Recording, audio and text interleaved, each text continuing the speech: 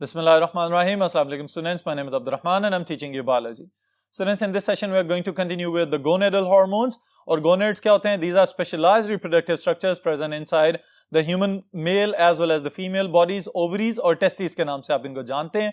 इनके अंदर specialized secretions पैदा की जाती हैं that perform different functions. क्या functions perform कर रहे हैं? One by one इनको डिटेल से देखते हैं बोर्ड पे. जी students, when we talk about the gonads, आप लोगों को ये याद होना चाहिए कि human females के अंदर there is a pair of ovaries in the lower abdominal part, all right? और इसी तरह human males की जब हम बात करते हैं तो हमें पता है कि descending within the legs there is a scrotal sac और उसके अंदर a pair of testes is present. अब ये जो gonads हैं specialized secretions पैदा कर रहे हैं और इन secretions का आगाज जो है वो development के start से यानी कि embryonic stages से ही हो जाता है और फिर उसके बाद जब तक आप एडल्ट होते हैं तब तक ये हार्मोन्स अपना काम परफॉर्म करते रहते हैं. अगर किसी जगह पे ये अपना काम सही तरीके से परफॉर्म नहीं कर रहे तो सीवियर किस्म की कॉम्प्लेक्सिटीज ऑब्जर्व की जा सकती हैं. क्या क्या फंक्शंस ये परफॉर्म कर रहे हैं, कहां से सिक्रीट किए जा रहे हैं, वन बाय वन देखते हैं. The first one are the female gonads known as the ovaries और इनके अंदर जो पहली सिक्रीशन हम स्टडी करेंगे स्टूडेंट्स, इट इज एस्ट्रोजन. अब सबसे पहली चीज जो यहाँ पे मैं मेंशन करने जा रहा हूं, it is the spellings of the estrogen. अब ओ ई के साथ भी इसको इसी तरह से लिख सकते हैं और खाली ई के साथ भी स्टार्ट कर सकते हैं. Both are correct. ऑलराइट, अब स्टूडेंट समझने वाली बात यह है कि सिक्रीट कहां से किया जा रहा है एस्ट्रोजन को. तो यहां पे मैं दो चीजें आपके सामने वाजे करना चाहूंगा स्टूडेंट्स. पहली चीज तो ये कि जो ओवरीज हैं, आप लोगों को पता है कि इन ह्यूमन फीमेल्स और इन अदर मेमिलियन फीमेल्स जिनमें एस्ट्रस साइकिल्स भी चल रहे होते हैं या मेंस्ट्रुअल साइकिल या रिप्रोडक्टिव साइकिल्स चल रहे हैं, इनके अंदर एक महीने में एक ओवरी फंक्शनल होती है और एक फंक्शनल ओवम बनाती है. उसी के साथ करस्पॉन्ड कर रही होती हैं बहुत सारी चीजें विद इन द यूट्रस. तो ओवरी के अंदर जो चेंजेस आ रही हैं उनको हम कहेंगे ओवेरियन साइकिल. यूट्रस के अंदर जो चेंजेस आ रही होती हैं उसको हम कहते हैं यूटेराइन साइकिल. ऑलराइट, लेकिन कमाल की चीज ये है जो अल्लाह ताला ने यहां पे सिंक्रोनिसिटी या एक इस तरह का मैकेनिज्म डेवलप किया है कि एक तरफ ओवरी के अंदर आने वाली तब्दीलियां, दूसरी तरफ यूट्रस के अंदर आने वाली तब्दीलियां, ये सब आपस में कंबाइन होके चल रहे होते हैं. ऑलराइट, इसको हम कहते हैं सिंक्रोनिसिटी. अब ये जो सिंक्रोनिसिटी कायम हुई है इसके पीछे केमिकल कोऑर्डिनेशन का बहुत अहम किरदार है स्टूडेंट्स. और क्या काम कर रहे हैं ये हार्मोन्स, इनको हम देखना स्टार्ट करते हैं. First thing is secretion, that the estrogen is secreted by specialized cells present within the follicles. जो ओवा बन रहे होते हैं स्टूडेंट्स, ओवा के इर्द गिर्द स्पेशलाइज्ड लेयर्स होती हैं सेल्स की.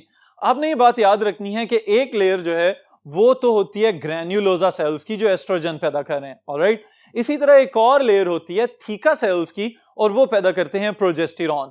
तो एस्ट्रोजन और प्रोजेस्टेरॉन दोनों ही बहुत इंपॉर्टेंट फीमेल हार्मोन्स हैं. ऑलराइट, अब आगे हम देखते हैं कि फॉलिकल्स के अलावा डायरेक्टली ओवरी के अपने इंटरस्टिशियल सेल्स, ये जो मैंने यहाँ पे आईसीज से मेंशन किया हुआ है, बुनियादी तौर पे ये क्या है, interstitial cells of the ovary. They also have the ability to produce estrogen by themselves. Alright, अब एस्ट्रोजन पैदा हो जाए तो ये भी समझने की जरूरत है हमें यहाँ पे कि तीन मुख्तलिफ शक्लों में स्टूडेंट्स पैदा किया जाता है इसको. The first one is estradiol, also known as 17 beta estradiol, जिसे आप एस्ट्रोजन के नाम से जान रहे हैं. ऑलराइट, ये सबसे ज्यादा बायोलॉजिकली एक्टिव एस्ट्रोजन है जो बहुत सारी यूं समझे कि डोमिनेटिंग एबिलिटी रखता है और बहुत सारी इस तरह की एक्टिविटीज जो बुनियादी तौर पे हम रिलेट करके पढ़ते हैं एस्ट्रोजन के साथ, वो सब के सब काम एस्ट्राडायोल ही परफॉर्म कर रहा है. देन एस्ट्रोन और एस्ट्रायोल, ये डिफरेंट टाइप्स इसकी मौजूद हैं, ये वेरिएंट्स मौजूद हैं जो कि डिफरेंट औकात में डिफरेंट स्ट्रक्चर से पैदा किए जा सकते हैं, just like the placenta and other parts. Alright, functions क्या परफॉर्म कर रहा है स्टूडेंट्स, ये भी याद रखने वाली चीज है. ऑलराइट, समझिए भी जरूर और फिर इन्हीं पॉइंट्स को याद रखिएगा ताकि आपका लॉन्ग क्वेश्चन प्रिपेयर हो सके. क्या फंक्शंस परफॉर्म कर सकता है estrogen? It bring about the secondary sex characteristics in females. इसका मतलब ये है कि वही बात कि आप 8, 9, 10, 11, 12 साल तक तो बिल्कुल नॉर्मल बच्चों की तरह वाली लाइफ गुजार रहे होते हैं और ना ही कोई फिनोटिपिक चेंजेस आ रही होती हैं. लेकिन जैसे ही आप बचपन से बलूगत की जानिब आना शुरू होते हैं तो बॉडी के अंदर बहुत सारे अपेरेंट फीचर्स चेंज होते हुए नजर आते हैं, जैसे कि फीमेल्स के अंदर specially the development of the mammary glands, इसी तरह फिर आवाज की पिच का चेंज हो जाना और फिर इसी तरह और बहुत सारी तब्दीलियां आ जाना. तो ये बुनियादी तौर पे सेकेंडरी फीमेल कैरेक्टरिस्टिक्स कहलाएंगे. ऑलराइट, इनको कंट्रोल कौन करवा रहा है? Estrogen. Cause thickening of the endometrium. Endometrium is the lining of the uterus और यूट्रस की लाइनिंग को थिक करवाना, इसका मतलब ये है कि रिप्रोडक्टिव साइकिल्स का आगाज हो चुका है. So it is the onset of the puberty. Alright, so right before the ovulation during menstrual cycle, exert a positive feedback on pituitary to release luteinizing hormone which leads to ovulation. अब students ये वाली बात आपकी किताब में इस तरह से लिखी हुई है कि किसी एक खास वक्त में जाके जो एस्ट्रोजन है वो पिट्यूटरी के ऊपर पॉजिटिव फीडबैक एक्सर्ट करता है. तो ये बात समझ लीजिए कि बुनियादी तौर पे जब रिप्रोडक्टिव साइकिल कंटिन्यूटी में चल रहा होता है फीमेल बॉडीज के अंदर, तो एक वक्त ऐसा आता है कि जब एस्ट्रोजन का अपना लेवल बहुत ज्यादा राइज कर चुका होता है, तो एस्ट्रोजन की कॉन्सेंट्रेशन में इजाफा होने की वजह से पिट्यूटरी के ऊपर एक पॉजिटिव फीडबैक इन्फ्लुएंस जाता है और उसकी वजह से एलएच और एफएसएच दोनों हार्मोन्स को बहुत ज्यादा स्पीड के साथ पैदा किया जाता है. इसे हम कहते हैं it is the time of the surge of FSH and LH. तो एलएच का पैदा होना it brings about the luteinisation, यानी कि फॉलिकल्स को मैच्योर करवाएगा, राइप अप करवाएगा और रप्चर करने में हेल्पफुल होगा. इसकी वजह से क्या होता है फिर कि वही सारे के सारे फॉलिकुलर सेल्स वो रप्चर हो जाएंगे और उनमें से ओवम को खारिज कर दिया जाएगा. इस अमल को हम कहेंगे this is known as ovulation. तो एस्ट्रोजन फॉलिकल्स की राइपनिंग के लिए एलएच को भी बुलवा रहा है by exerting a positive feedback on the pituitary और उसके साथ ही साथ ovulation भी करवा रहा है. तो दो functions परफॉर्म कर दिए. So also aid in healing and repair of the uterus after menstruation. अब यहां पे स्टूडेंट्स में चाहूंगा कि आप इसको दो हिस्सों में तकसीम कर लें. पहला हिस्सा ये कि if fertilization does not occur, alright, अगर किसी रिप्रोडक्टिव साइकिल में फर्टिलाइजेशन नहीं होती तो मेंस्ट्रुएशन हो जाएगी और फिर उसके बाद ब्लीडिंग और वो सारे का सारा डेब्री वगैरह बॉडी से खारिज कर दिया जाएगा. अब जब सब कुछ निकल चुका होगा उसके बाद यूट्रस की वॉल को दोबारा से रिपेयर और हील करने की जरूरत होगी. तो उस सूरत में एस्ट्रोजन यहां पे हेल्प करेगा प्रोजेस्टेरॉन की. ऑलराइट, ये कौन सा केस है? When there is no fertilisation. लेकिन दूसरा केस अगर हम डिस्कस करें कि if successful fertilisation takes place और तो और फर्टिलाइजेशन के बाद प्रेगनेंसी भी हो जाती है, तो प्रेगनेंसी के बाद ये बात याद रखिएगा कि वेरी अर्ली एम्ब्रियोनिक स्टेजेस के अंदर यूटेराइन वॉल कुछ खास किस्म की प्रोटीनेशियस सिक्रीशन सिक्रीट करती है और वो सिक्रीशंस एम्ब्रियो खा के और उसके बाद फिर Aahista Aahista further development show करता हुआ नजर आता है. तो ये बात काबिल गौर है स्टूडेंट्स यहाँ पे कि आपकी अर्ली खुराक है क्या थी. It was the proteinaceous secretion of the uterus. तो बाज़ औक़ात जो इंसान तकब्बुर से भरपूर नजर आते हैं उनको ये बात भी सोच लेनी चाहिए कि आपका वजूद किस तरह से जमीन के ऊपर पैदा होता हुआ नजर आता है और आपकी आगाज वाली खुराक क्या थी. तो शायद आप में आहिस्ता आहिस्ता ये तकब्बुर नाम की चीज खत्म होती चली जाए. Well, according to the functions of the estrogen आप ये दोनों चीजें याद रखेंगे कि अगर फर्टिलाइजेशन नहीं हो रही तो यूटेराइन वॉल को हील करवा रहा है और अगर फर्टिलाइजेशन हो जाती है, प्रेगनेंसी हो जाती है, तो early feeding from the uterine wall के लिए एस्ट्रोजन ही प्रोटीनेशियस सिक्रीशंस सिक्रीट करवाएगा. जी स्टूडेंट्स, फिर इसके साथ ही साथ कुछ और इंपॉर्टेंट फंक्शन जो आपने याद रखने हैं. एक बहुत इंपॉर्टेंट चीज मैंने यहां पे मेंशन की है, चैप्टर नंबर 16 में अब ये चीज पढ़ के आ चुके हुए हैं. It is about the ERT, estrogen replacement therapy. अब ये क्या चीज होती है स्टूडेंट? समझने वाली बात ये है कि अगर एस्ट्रोजन सही काम कर रहा है, specially in case of the females की अगर हम बात करें, तो it sustains the bone density. इसका मतलब है कि ये हड्डियों की मजबूती में अपना जबरदस्त किरदार अदा कर रहा है. यही वजह है कि ERT अपनाया गया कि वो फीमेल्स जिनमें ऑस्टियोपोरोसिस होने के चांसेस ज्यादा होते हैं या ऑस्टियोपोरोसिस की अलामात नजर आ रही होती हैं, फिर उनको ERT का मशवरा दिया जाता है कि एस्ट्रोजन उनकी बॉडी के अंदर मौजूद होगा तो बोन डेंसिटी को इंक्रीज करने में हेल्पफुल होगा. ऑलराइट स्टूडेंट्स, फिर उसके साथ ही साथ हमेशा की तरह अगर कोई हार्मोन ओवर सिक्रीशन या अंडर सिक्रीशन में जाता है तो उसकी वजह से एबनॉर्मेलिटीज हो सकती हैं. तो यही चीज यहां पे हम डिस्कस करने जा रहे हैं कि अगर एस्ट्रोजन डेफिशिएंसी हो जाती है तो फिर क्या होगा? Failure to mature in young. इसका मतलब क्या है स्टूडेंट्स कि अगर बचपन से बलूगत का आगाज हो रहा है और उस वक्त अगर एस्ट्रोजन की कंसंट्रेशन में कमी हो गई है तो इसका मतलब यह है कि बलूगत के आसार नजर नहीं आएंगे, सेकेंडरी फीमेल कैरेक्टरिस्टिक्स अपीयर नहीं होंगे. फिर उसके साथ ही साथ स्टेरिलिटी इन एडल्ट्स. अगर मैच्योरिटी आ चुकी हुई है और उसके बाद अगर एस्ट्रोजन एब्सेंट हो जाता है या कंप्लीटली डेफिशिएंट हो जाती है ओवरीज या रिप्रोडक्टिव सिस्टम, इसके अंदर एस्ट्रोजन की कमी हो जाती है, तो उस सूरत में क्या होगा कि स्टेरिलिटी यानी कि भांजपन की कैफियत पैदा हो सकती है. क्योंकि अभी स्टूडेंट्स प्रीवियस स्टेप्स में मैंने आपको बताया है कि estrogen is playing a very important role in ovulation.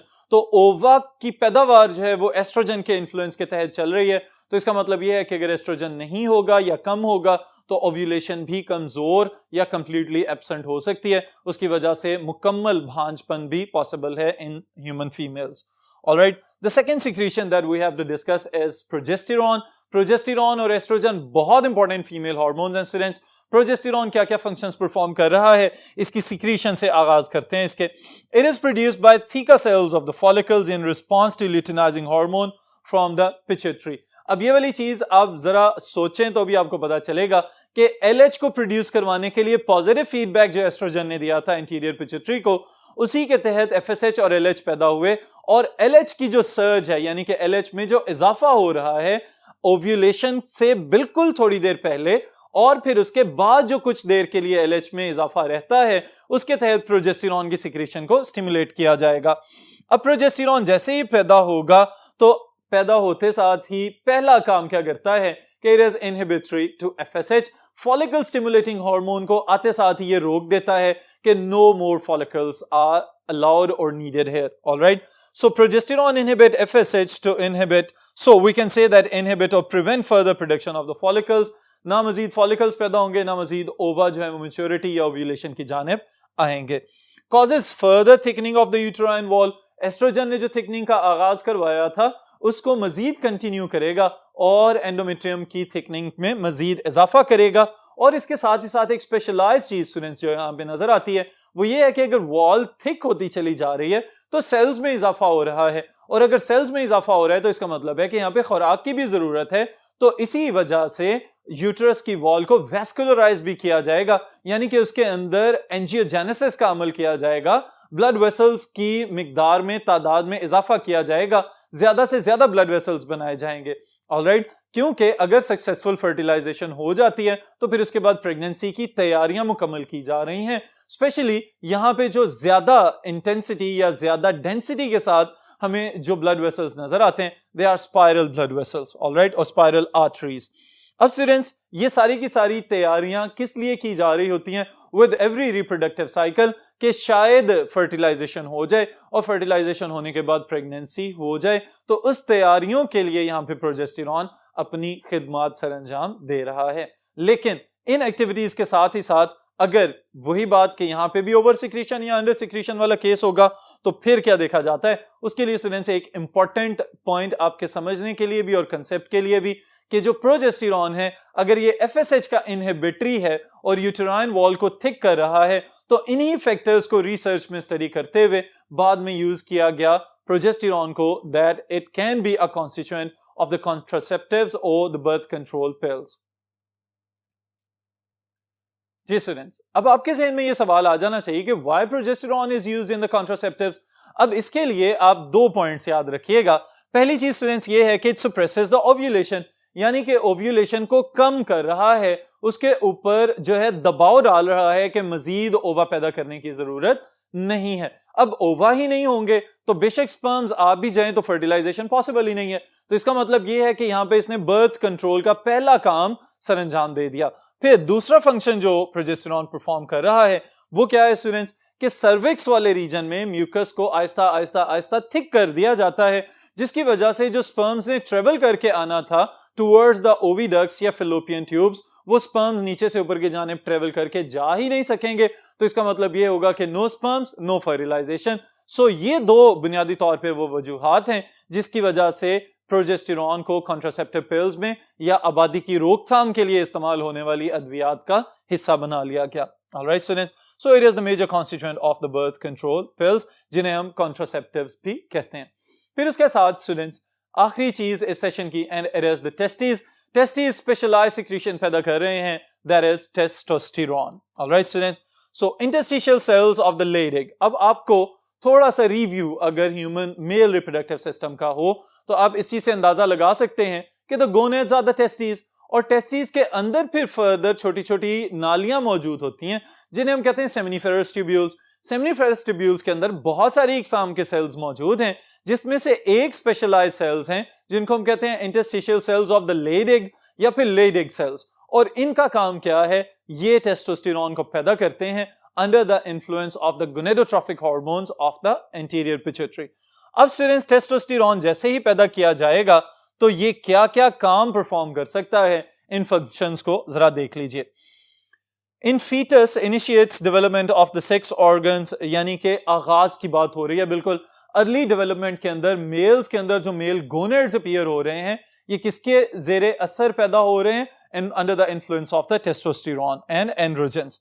Eight puberty development of the male secondary characteristics and sex drive, यानी कि secondary male characteristics, deep voice का पैदा हो जाना और डिफरेंट रीजन्स के ऊपर स्पेशली फेशियल हेयर ग्रोथ को प्रमोट कर देना, ये तो हो गए सेकेंडरी मेल कैरेक्टरिस्टिक्स।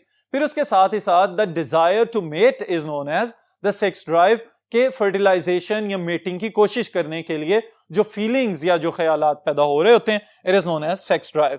फिर उसके साथ ही साथ स्टूडेंट्स एक इंपॉर्टेंट चीज, और वो ये कि अंडर सिक्रीशन या ओवर सिक्रीशन तो बहुत सारे नुकसानात की सूरत में नजर आ सकती है। स्पर्म मोटिलिटी कम हो सकती है, स्पर्म काउंट कम हो सकती है, ह्यूमन मेल्स जो हैं वो भी इनफर्टाइल हो सकते हैं। बहुत सारे पुराने जमानों से हम ये सुनते चले आ रहे हैं कि सिर्फ फीमेल्स ही बहुत सारी खराबियों के या बच्चों के ना पैदा होने के लिए रिस्पॉन्सिबल हैं।